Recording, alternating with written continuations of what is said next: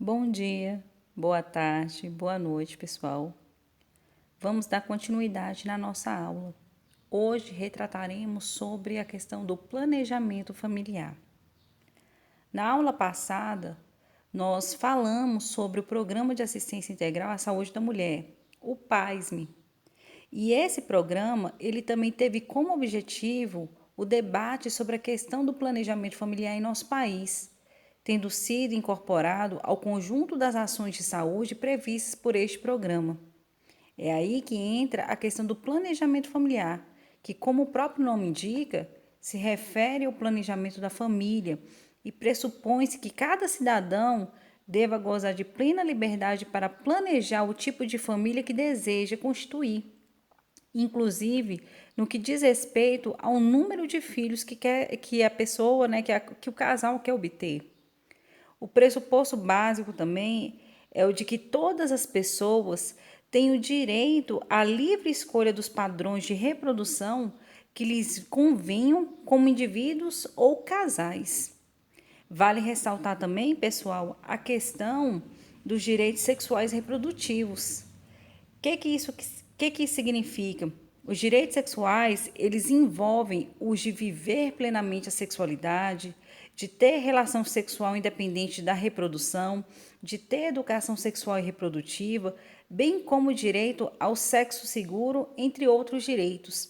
Dentro dos direitos sexuais, vale ressaltar essa questão da liberdade de expressão no sentido de dizer que existem casais não somente hétero, podem existir casais homossexuais, que isso indica que nós temos que respeitá-los de acordo com a vontade que eles têm, ok? Já dentro dos direitos reprodutivos, englobam que o direito de decisão sobre o número de filhos que cada indivíduo deseja ter ou não, e o direito de acesso à informação e métodos para ter filhos ou não. É aí que entra a questão do quê? Do planejamento familiar.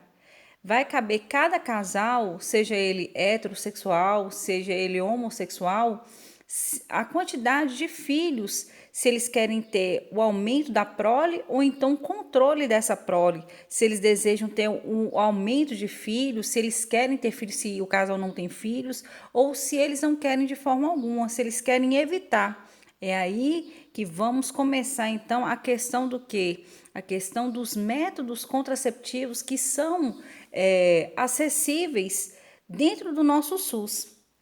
Dentro dos métodos, nós conseguimos dividir em classificações. Como que seria? Nós temos os métodos comportamentais ou os naturais, que entram o quê? O método da lactação e amenorreia, que é conhecido também como LAM, ou então o método da amamentação, o coito interrompido, método de Ogino-Knaus, método da temperatura basal corporal, também tem o método da ovulação ou do muco cervical, também conhecido como BIMS, e o método sintotérmico. Dentro, isso aqui tudo está englobado o quê? Dos métodos comportamentais ou então considerados naturais. Temos os métodos também de barreira, que são os preservativos, tanto masculino quanto o feminino, espermicida e também o diafragma. Dentro dos métodos hormonais, nós temos as pílulas combinadas, mini pílulas, temos os contraceptivos de emergência, que também são conhecidos como pílulas do dia seguinte, os injetáveis, tanto mensais quanto os trimestrais. Ainda temos os dispositivos intrauterinos, que também são conhecidos como DIU, e, por fim, os métodos definitivos, que vão entrar o quê? A laqueadura e a vasectomia. Esses métodos definitivos, na verdade, são os métodos que são o quê? Cirúrgicos. Então, nós vamos falar de cada um a seguir. Primeiro, nós vamos falar sobre o método de lactação e amenorreia, que é o LAM, que é a LAM, né, no caso. Está dentro dos métodos comportamentais, ou seja, dentro dos métodos que também são considerados naturais. E o que seria esse método? Trata-se de que representa uma alternativa exclusiva e eficaz de espaçar gestações, pois as mulheres apresentam sua fertilidade diminuída neste período, considerando que quanto mais frequentes são as mamadas, mais altos são os níveis de prolactina e, consequentemente, menores as possibilidades de ovulação. Vale ressaltar, pessoal, que dentro desse método, como se trata de um método natural, então, quanto mais frequentes forem as mamadas, a mulher vai ficar protegida. É lógico que nós, como profissionais da saúde, não vamos ficar somente assegurados nesse método. Por quê? Porque a mulher, como a gente havia falado na aula anterior, ela passa por séries de modificações hormonais e até mesmo a questão de imunidade, de questão até mesmo de sentimentos, né, questões emocionais, a mulher pode ter alteração de hormônios e com isso vai fazer com que tenha a queda desses hormônios que vão protegê-la, né, de uma possível gravidez. É tanto que quando a mulher está amamentando, a gente geralmente orienta que por volta lá dos 42, 45 dias pós-parto, a mulher ela tem que fazer uso de outro método que não seja somente o método da lactação. A gente geralmente orienta, né, para essas mulheres que estão amamentando de forma exclusiva, ou uso de preservativo, ou então o uso do DIU, que a gente vai explicar cada um daqui a pouco, tá? E também a mini pílula. Também existe a possibilidade da mulher também fazer uso do injetável trimestral. E eu vou explicar o porquê mais para frente, porque tem lá as outras opções de métodos também complementares ao método de lactação e amenorreia, tá? Então, a gente nunca vai deixar que a mulher fique somente nesse método. Ela tem que usar esse, né, que já é natural, mais outro recurso para protegê-la de uma possível gravidez, ok? Coito interrompido também está dentro dos métodos naturais, consiste na retirada do pênis da vagina e de suas proximidades no momento em que o homem percebe que vai ejacular. Dessa forma, evita o contato do sêmen com o colo do útero e que impede a gravidez. Seu uso está contraindicado para homens que têm ejaculação precoce ou não conseguem ter controle sobre a sua ejaculação. Então, assim, essa questão do coito interrompido, vale ressaltar também, gente, que também não é um método 100%. Aliás, todos os métodos não é 100%. A gente até brinca que a forma de evitar a gravidez seria o quê? Seria a abstinência sexual. É lógico que a gente vai orientar as pessoas se elas quiserem não fazer sexo, mas vamos sempre dar o direito delas fazer escolha se elas querem ou não. E é por isso que nós estamos mostrando as possibilidades do que ela pode escolher, do que a pessoa pode escolher para ter uma relação sexual protegida. Existem falhas nos métodos? Existem, por mais mínimos que sejam, mas existem sim as falhas. Só que se forem usadas de forma sensata, de uma forma que realmente seja segura, o risco vai ser muito menor, quase que zero, mas existe sim, tá ok? Então, essa questão do coito interrompido, vale ressaltar o seguinte: mesmo que o homem não ejacule dentro da mulher, dentro da vagina, ou então próximo à vagina, ou então lá dentro mesmo, o que que acontece? Existe um líquido que é lubrificante antes mesmo da ejaculação, que podem existir o que? Espermatozoides. Então, a gente orienta o parceiro, né, no caso, a não fazer uso desse coito interrompido, né, porque geralmente coito interrompido é justamente para não ter a fecundação, para não ter uma possível gravidez. Então, esse método natural, a gente até não orienta justamente pelo risco de existir espermatozoides também antes mesmo da ejaculação, ok? O método Diogino-Quinaus, ele também é conhecido como tabela. Ajuda a mulher a descobrir o seu período fértil através do controle dos 2 dias do seu ciclo menstrual. Para fazer a tabela, também conhecido como tabelinha, deve-se utilizar o calendário do ano, anotando em todos os meses o primeiro dia de menstruação. O ciclo menstrual começa no primeiro dia da menstruação e termina na véspera da menstruação seguinte, quando se inicia um novo ciclo, tá? Então, para fazer essa tabelinha, a gente utiliza o calendário. E aí, como que a gente vai fazer, né? Como que a gente vai identificar o período fértil da mulher? Como seria esse cálculo? Aí a gente vai subtrair 18 dias do ciclo mais curto e obtém-se o dia do início do período fértil. Aí vai subtrair 11 dias do ciclo mais longo e vai se obter o último dia do período fértil. Após a determinação do período fértil, a mulher e seu companheiro que não desejam obter a gravidez ou desejam, né? Porque muitas vezes o casal, eles fazem esse controle também para saber qual é o período fértil para poder fazer, para eles terem um número maior de relações sexuais para tentar engravidar também, né? Para casais que têm dificuldade em engravidar. Então, devem sim, no caso, ou abster das relações sexuais quando eles não querem, né? Quando eles não têm o desejo, então vai saber o período fértil. Então, eles vão evitar de ter a relação sexual quando eles não têm o desejo de ter um filho naquele momento. Ou se eles têm o desejo de engravidar, sabendo a época do período fértil, então eles vão aumentar o número de relações sexuais para o quê? Para possibilitar a chance de ter uma gravidez, certo? Vale ressaltar também, pessoal, que a observação desse médio tabelinha não é de um dia para a noite, não é só de 1, de 2 meses, não. Geralmente, a gente coloca no mínimo um período de 6 meses para observar e poder fazer esse cálculo com mais eficiência, ok?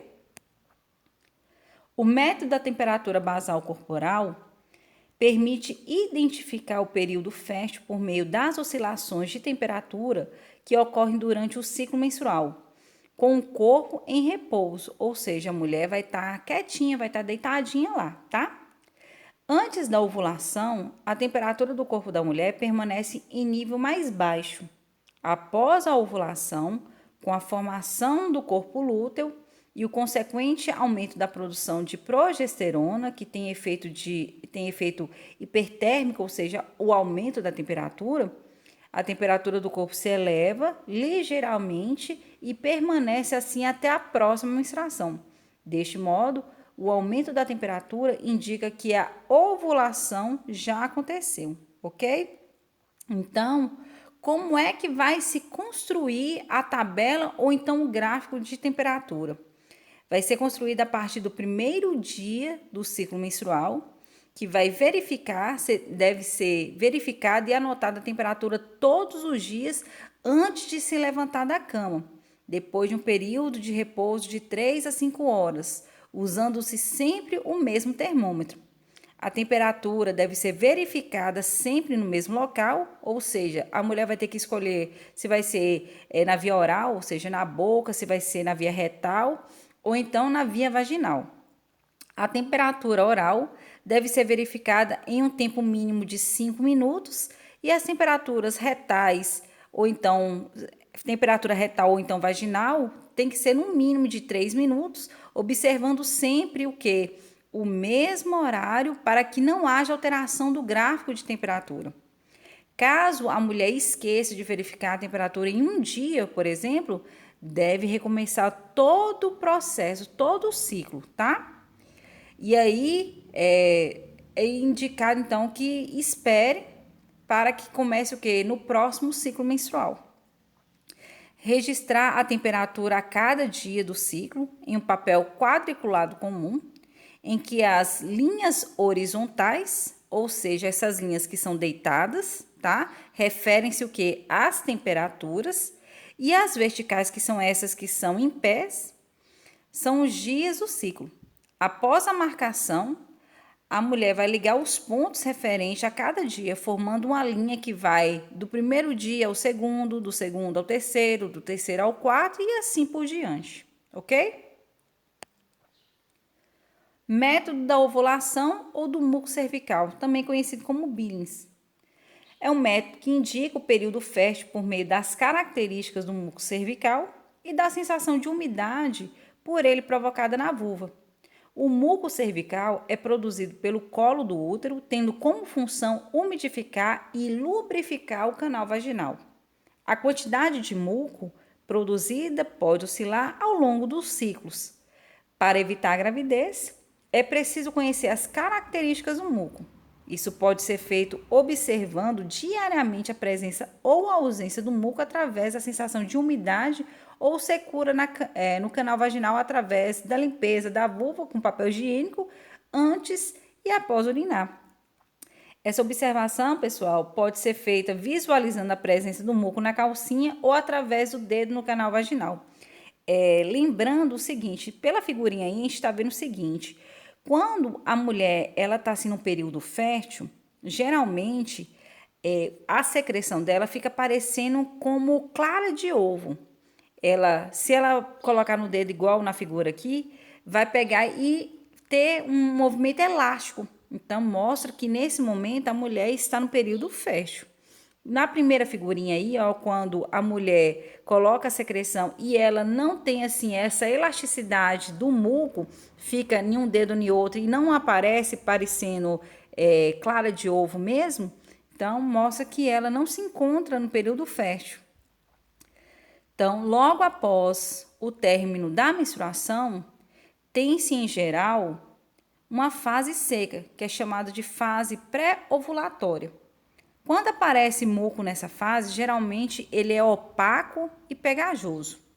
Na fase ovulatória, o muco que inicialmente era esbranquiçado, turvo e pegajoso, ele vai se tornando a cada dia mais elástico e lubrificante, como eu falei anteriormente, semelhante à clara de ovo, podendo-se puxá-lo em fio. Isso ocorre neste período devido aos níveis de estrogênio que estão elevados, e é nessa fase que o casal deve se abster de relações sexuais com penetração, pois há risco de gravidez. Isso se o casal está querendo evitar de uma possível gravidez. Caso tenha o desejo de engravidar, é nesse período que tem que tentar mesmo, que tem que ter várias relações sexuais até conseguir realmente a fecundação. O casal que pretende engravidar deve aproveitar este período para ter as relações sexuais. Na fase pós-ovulatória, já com predomínio da progesterona, ou seja, o muco vai formar uma verdadeira rolha no colo uterino, vai ficar mais espesso, né, o muco no caso, impedindo que os espermatozoides penetrem no canal cervical. É um muco pegajoso, branco ou amarelado. Ele também tem um aspecto grumoso que dá a sensação de secura no canal da vagina. Já o método sintotérmico, ele é baseado na combinação de múltiplos indicadores de ovulação, conforme os anteriormente citados, com a finalidade de determinar o período fértil com maior precisão e confiabilidade, ou seja, é a união de vários outros métodos que formam o método sintotérmico, tá, gente? O método do muco, da temperatura e também do calendário, para pegar e formar um método só.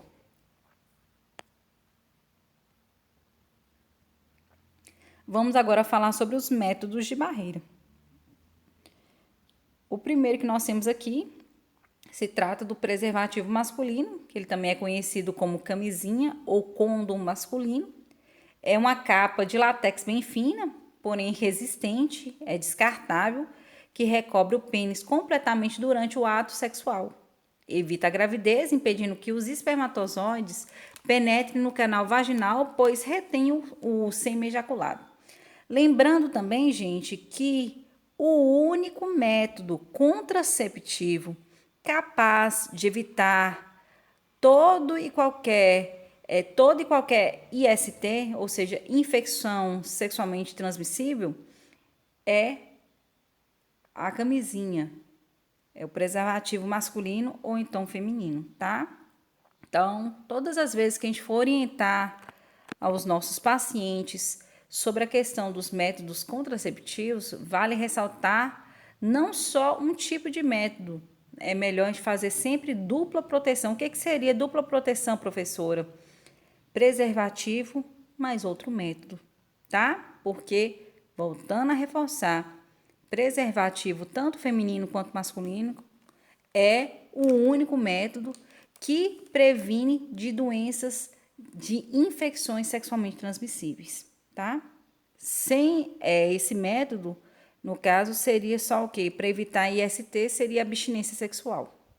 Então, vale também ressaltar como seria o passo a passo para a colocação, né, para a utilização de forma correta do preservativo masculino. Na embalagem, gente, a gente tem que ficar sempre atento para essa questão também de validade, tá? Olhem sempre o que está escrito lá na validade.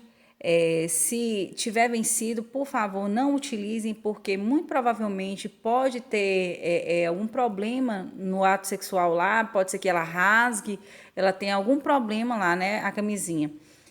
Prestar atenção também de como que vai ser retirada da embalagem, né, a camisinha, porque geralmente o preservativo ele vem numa embalagem que dos lados vem assim, como se fosse uma serrinha, né, nas laterais, para facilitar no momento que for rasgar, né, rasgar a embalagem, tá? Para não rasgar o preservativo.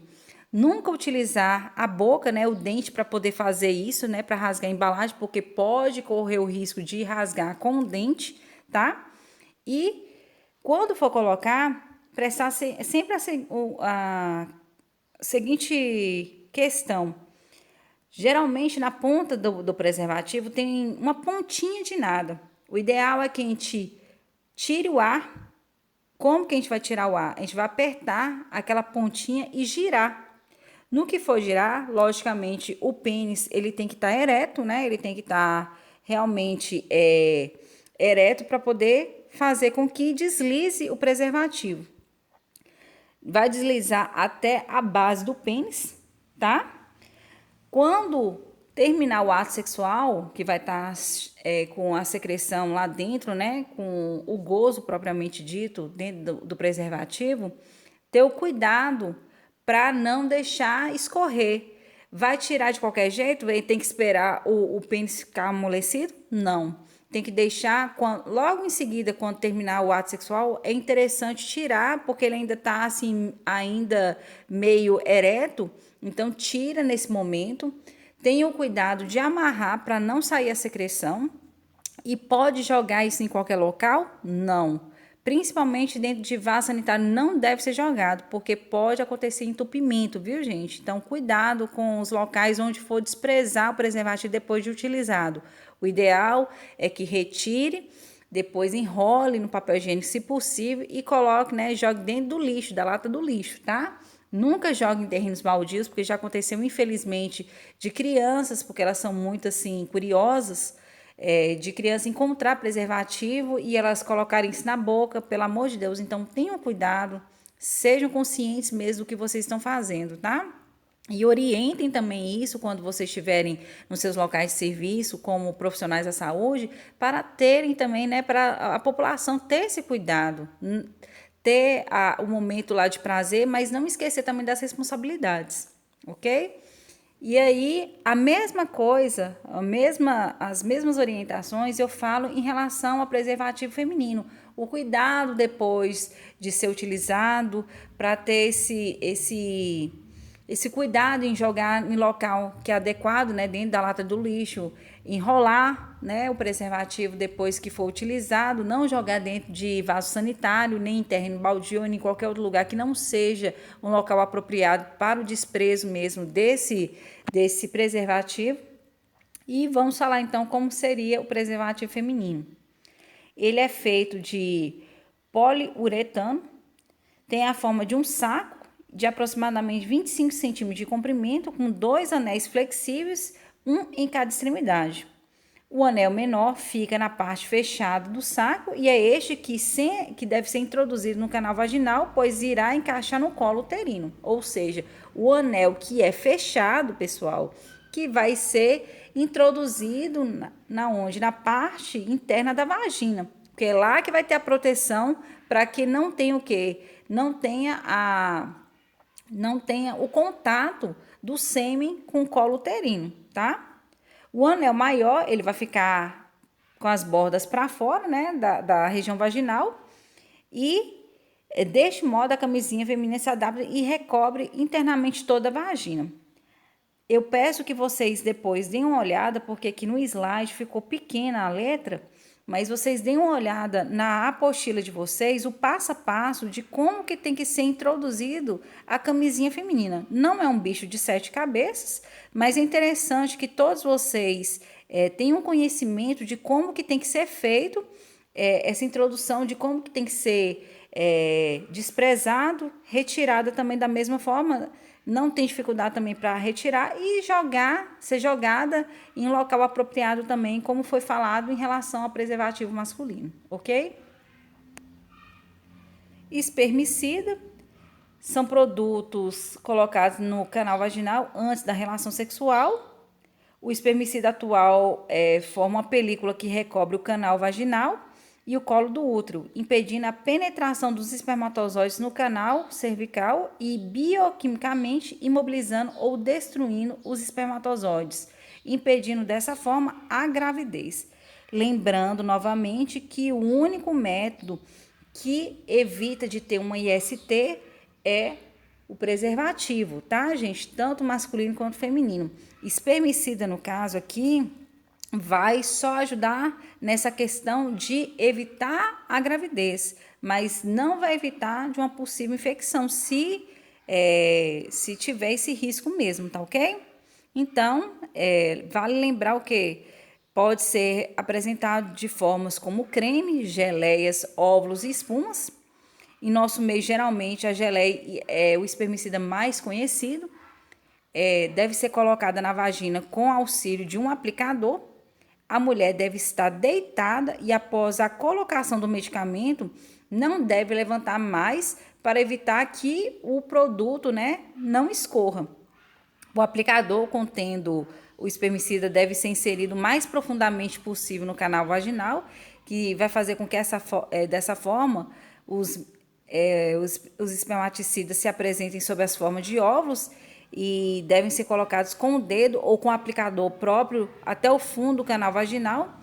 É recomendado que a aplicação da geleia seja feita até no máximo 1 hora antes da relação sexual, sendo ideal o tempo de 30 minutos para que o agente espermaticida, né, se espalhe adequadamente na vagina e no colo do útero. Quanto ao diafragma, é uma capa de borracha que tem uma parte côncava e uma parte convexa, com a borda de metal flexível, então de borracha mais espessa, que pode ser encontrada em diversos tamanhos, sendo necessária avaliação pelo médico ou então pelo enfermeiro, identificando o que? A medida adequada de cada mulher, porque cada pessoa, né, cada mulher, pessoal, ela é única, né? E quer dizer, de forma anatômica, deve ser feita essa avaliação justamente porque os tamanhos são diferenciados de mulher para mulher. A própria mulher, ela tem a capacidade de colocar esse diafragma no canal vaginal antes da relação sexual, cobrindo assim o colo do útero, pois suas bordas ficam situadas entre o fundo do saco posterior da vagina e o pubis. E o que acontece? É importante também observar os seguintes cuidados, visando o melhor aproveitamento do método. A mulher deve urinar, lavar as mãos antes de colocar o diafragma.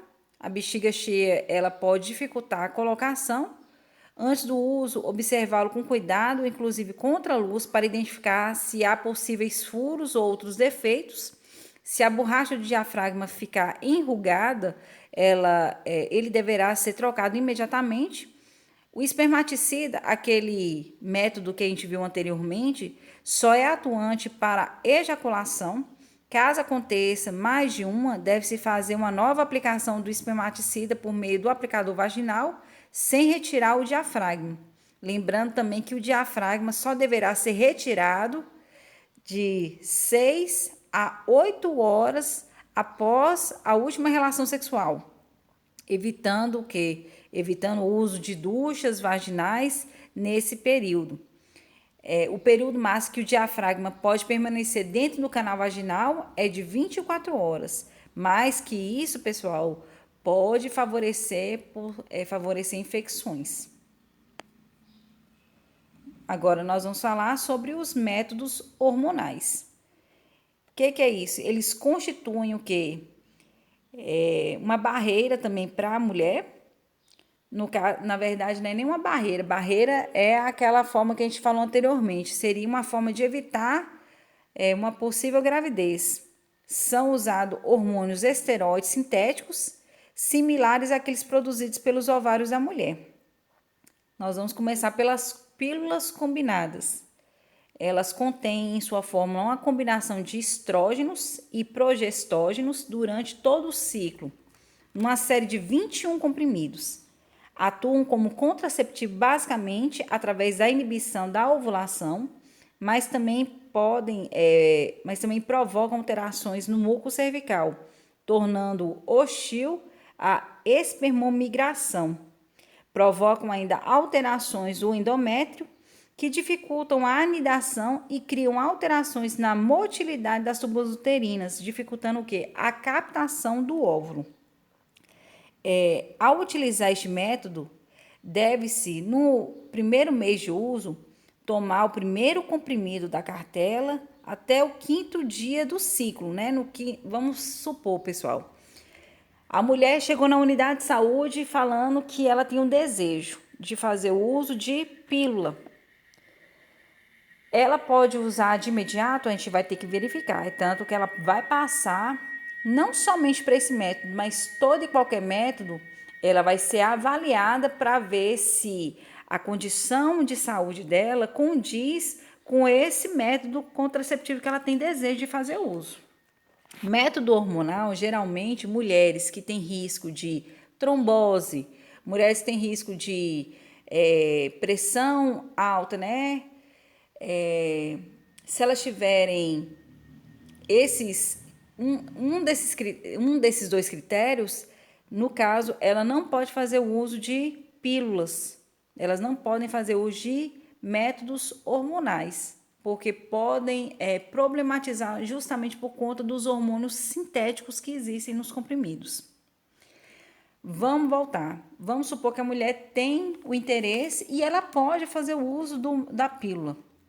Como que nós vamos orientá-la? Se a mulher nunca fez uso na vida de pílulas anticoncepcionais, a gente vai falar com ela o seguinte: você vai esperar o primeiro dia de menstruação para você iniciar a cartela. Vai tomar um comprimido a cada dia. Quando finalizar essa cartela, que geralmente são 21 comprimidos que compõem uma cartela de anticoncepcional, e o ideal é que a mulher tome todos os dias no mesmo horário. A gente até orienta para as mulheres colocarem um despertador no telefone para elas não esquecerem. Tomar um comprimido a cada dia, finalizou a cartela, elas vão dar uma pausa de 7 dias, ou seja, de uma semana, e vão iniciar uma nova cartela no 8º dia. Entenderam? Vamos supor, a mulher fez o uso da cartela certinha. Hoje seria o último dia do comprimido dela. Então, hoje é quarta-feira, então ela vai ficar quinta, sexta, sábado, domingo, segunda, terça, quarta-feira. E quando é que ela vai iniciar uma nova cartela? Na quinta-feira da semana que vem. Entenderam? Então, são 7 dias que ela vai ficar sem tomar e vai voltar a tomar no 8º dia. Então, quinta, sexta, sábado, domingo, segunda, terça, quarta. Na quinta-feira da outra semana, ela volta a tomar uma nova cartela. Professora, se porventura a mulher esqueceu de tomar um comprimido, o ideal é que a gente oriente essa mulher a tomar o comprimido esquecido e o comprimido referente ao dia que ela tem que tomar realmente. Por exemplo, se ela esqueceu de tomar ontem o comprimido, ela vai tomar o comprimido referente ao dia de ontem e o comprimido referente ao dia de hoje. E se ela esqueceu de novo, professora, ela esqueceu 2 dias, 3 dias seguidos de tomar o comprimido? O ideal, pessoal, é que a gente oriente essa mulher a não tomar mais os comprimidos, ela vai desprezar essa cartela, no caso, vai esperar a menstruação dela descer novamente para começar outra cartela. Entenderam? Por que isso?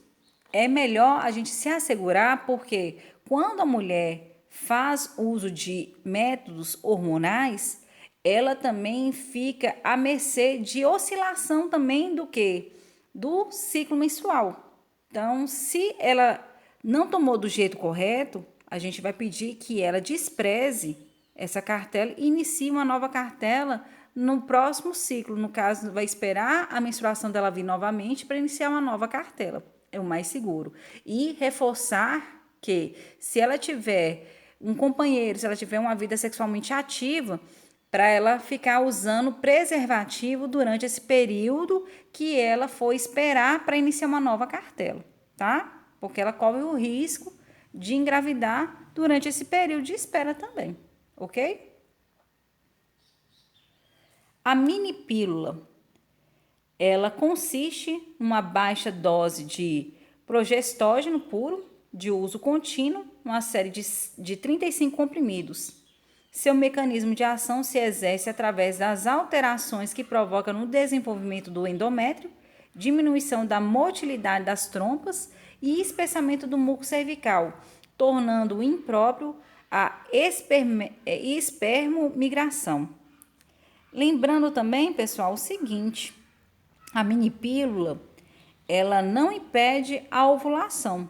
É frequentemente utilizada pelas mulheres que estão amamentando por não conter o que? O hormônio estrógeno, que não interfere o quê?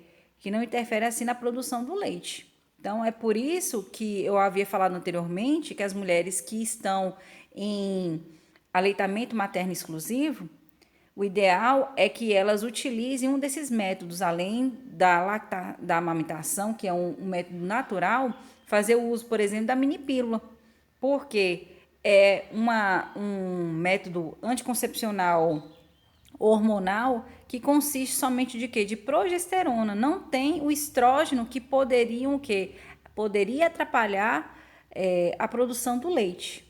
Então, por isso que a gente orienta também a mini pílula para a mulher que está amamentando de forma exclusiva. A contracepção de emergência, o contraceptivo de emergência, que também é conhecido como o quê? Como pílula do dia seguinte. Se trata da pílula de uso pós-coito. Deve ser utilizada em caso de coito não protegido ou protegido de forma inadequada na época prevista da ovulação ou ainda em caso de estupro. A administração dessa pílula deve ser iniciada até 72 horas após o coito, porque é o período no decorrer do qual costuma ocorrer a fecundação. Lembrando o seguinte, pessoal, esse nome contraceptivo de emergência não é à toa. Muitas vezes, as mulheres utilizam de forma equivocada essa pílula e pode acontecer problemas futuros com ela também. O que poderia acontecer? Esses 2 comprimidos, isso aqui é uma forma, pode ser apresentado em um comprimido somente, ou então em 2, como está apresentado aqui na figura de vocês. Uma cartela de anticoncepcional representa 1 ou 2 desses comprimidos, pessoal. Por isso que vale ressaltar, não é interessante a mulher ficar fazendo uso de forma contínua. A gente até fala que o ideal é que ela tenha intervalo pelo menos, no mínimo, a cada 6 meses. Ou seja, quando acontece da mulher usar isso, ela pode usar no máximo 2 vezes ao ano esse tipo de método. Não é um método que é regular, ou seja, é de emergência. Outra coisa também que é importante ressaltar é o seguinte, aqui falou até 72 horas. O interessante, quando se apresenta nessa versão aqui de 2 comprimidos, quanto mais precoce a mulher tomar o comprimido, ou seja, quanto mais próximo da relação sexual, mais eficaz é. Porque com o passar das horas, a tendência é que vai diminuindo a eficácia do remédio. Se ela tomou o primeiro comprimido o mais próximo possível da relação sexual, do coito, ela vai tomar em relação ao primeiro comprimido, ela vai tomar o segundo comprimido, no caso, 12 horas após. No caso, quando é uma versão só, quando é só um comprimido, quanto mais próximo for da relação, mais eficaz também é, ok? Então, só reforçando, não é um contraceptivo de uso contínuo. Ele não pode ser usado de qualquer forma. E também não tem que ser usado frequentemente pelo fato de ser o quê? Uma bomba, né? Entre aspas, uma bomba de hormônios. Porque, como eu havia falado anteriormente, equivale uma cartela de anticoncepcional. No caso, seriam aqueles 21 comprimidos em 2 comprimidos em um comprimido só. Então, não vale a pena fazer o uso desse contraceptivo se não for de emergência mesmo, tá, gente? Nós temos também a outra forma, né, os injetáveis mensais, que no caso contém dois hormônios, no caso a progesterona e o estrógeno, semelhantes aos hormônios naturais existentes no corpo de uma mulher. Os anticoncepcionais orais combinados também contêm esses dois tipos de hormônios, tá? Só lembrando que mulher que está amamentando, ela não pode fazer o uso desse anticoncepcional se a mulher estiver amamentando de forma exclusiva. Ela só vai poder fazer o uso do anticoncepcional injetável se for, no caso, o trimestral. Por quê? Porque no trimestral só tem também a presença de um hormônio que é a progesterona, não tem o estrógeno. Então, por isso, não vai atrapalhar também a produção do leite, ok? Trata-se de um método anticoncepcional injetável, apenas de progestogênio, semelhante ao produzido pelo organismo feminino, que é liberado lentamente na circulação sanguínea. Se é trimestral, então, vale ressaltar o seguinte, vamos voltar aqui novamente no mensal. A mesma forma que acontece o uso do anticoncepcional oral, né, hormonal, a gente também vai colocar como referência o primeiro dia de menstruação da mulher. Por exemplo, se a mulher menstruou hoje, ela não está fazendo nenhum uso de outro método contraceptivo hormonal, só faz uso, por exemplo, de camisinha. Menstruou hoje são 28. Então, se ela começar a fazer o uso do injetável mensal, a data correta para ela fazer de novo a nova aplicação será que dia 28 de novembro, tá? Já no trimestral, usando o mesmo exemplo da mulher menstruando hoje, querendo fazer o uso do injetável e ela tendo condições de fazer o uso do injetável mesmo de acordo com a sua situação de saúde, hoje seria o dia para iniciar o uso do anticoncepcional injetável, 28 de outubro. E aí, quando que vai ser a nova aplicação? Então, vamos contar 28 de novembro, dezembro, então seria dia 28 de janeiro. Ok, pessoal? Por se tratar de ser injetável trimestral. Nós temos também o dispositivo intrauterino, conhecido popularmente como DIU. Ele é um artefato feito de polietileno, com ou sem adição de substância metálica ou hormônios. No caso, substâncias metálicas é referente ao uso de cobre, tá, pessoal? Que tem ação contraceptiva quando posto dentro da cavidade uterina. Também podem ser utilizados para fins de tratamento, como é o caso dos DIUs medicados com hormônios, tá? A presença do DIU na cavidade uterina pode provocar uma reação inflamatória crônica no endométrio, como nas reações a corpo estranho. Essa reação provavelmente determina modificações bioquímicas no endométrio, o que impossibilita a implantação do ovo, ou seja, do óvulo fecundado, tá? Outra ação do DIU é o aumento da contratilidade uterina, dificultando o encontro do espermatozoide com o óvulo. O cobre presente no dispositivo tem ação espermicida. Lembrando também que mulheres que têm problema com anemia, sangramento intenso, elas não são indicadas para fazer o uso do DIU, justamente pelo fato que o DIU ele causa um sangramento maior nas mulheres, ok? E, por fim, nós temos os métodos definitivos, que no caso são os métodos cirúrgicos, tá? Vamos falar primeiro da laqueadura, que é também conhecida como ligadura tubária, também chamada como ligadura das tubas uterinas, e é um procedimento cirúrgico bastante eficaz, com índice de falha de apenas 2%, porém, para adotá-la é necessário ter absoluta certeza da decisão. Assim vale também essa informação quanto o quê? Quanto à vasectomia. Quando a mulher, no caso aqui, né, da laqueadura, ela está determinada a fazer essa cirurgia, pessoal, é porque ela já teve, né, essa questão dos filhos, até porque também o Ministério da Saúde recomenda que a mulher, para poder fazer a laqueadura, ela tem que ter, tem que ter 25 anos, no mínimo 2 filhos. Se for de parto cesáreo, aí que ela tem mais chances ainda de ter essa laqueadura. E ter a certeza definitiva de que é esse método que ela quer. Porque uma vez que é feito, existe possibilidade de reversão? Existe. Mas uma vez que você, né, que a mulher se dispõe a fazer uma cirurgia, eu acredito que ela não queira mais ter filhos, né? Então é por isso que tem que ser um método muito bem pensado, porque a reversão existe de acordo com o que o médico, né, como que vai ser feito, porque pode ser cortada as trompas, pode ser amarrada, vai depender da forma como o médico vai conduzir, entendeu? Mas assim, se a mulher se predispõe, se ela se disponibiliza, na verdade, a fazer a cirurgia, é porque ela já está muito decidida a não querer ter mais filhos, né? Da mesma forma, é a questão da vasectomia. É um método que também ele é cirúrgico e é de contracepção eficiente e segura. O procedimento é bastante simples e feito com anestesia local.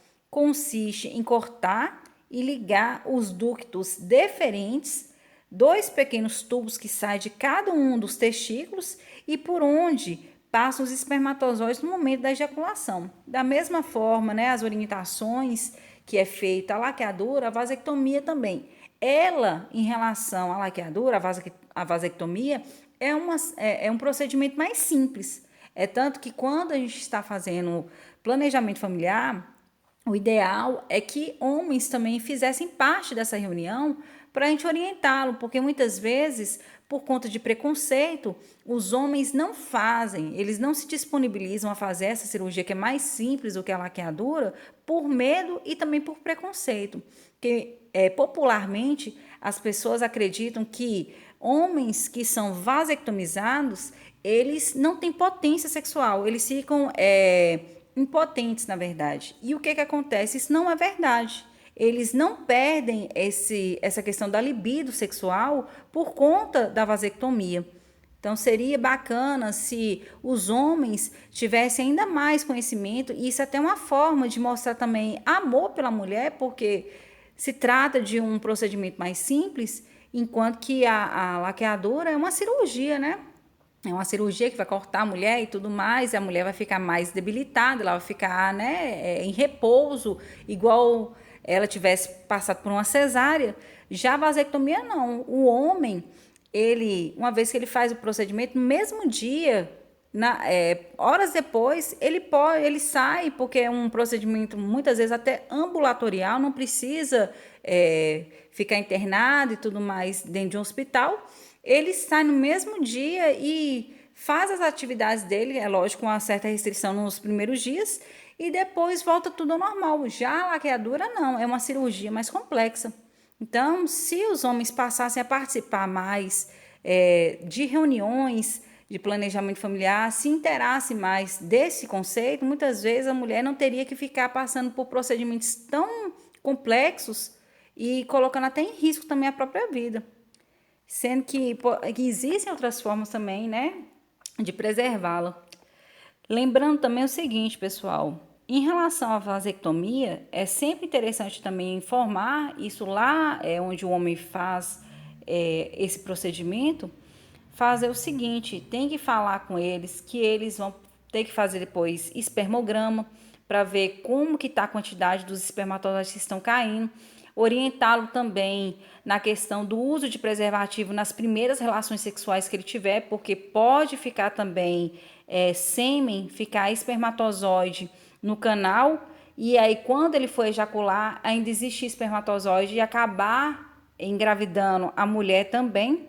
É por isso que existem alguns casos que eu sempre gosto de enfatizar em relação a essa questão de orientações quanto à vasectomia, pós-vasectomia, porque muitas vezes acontecem alguns fatos que colocam em risco até o casamento.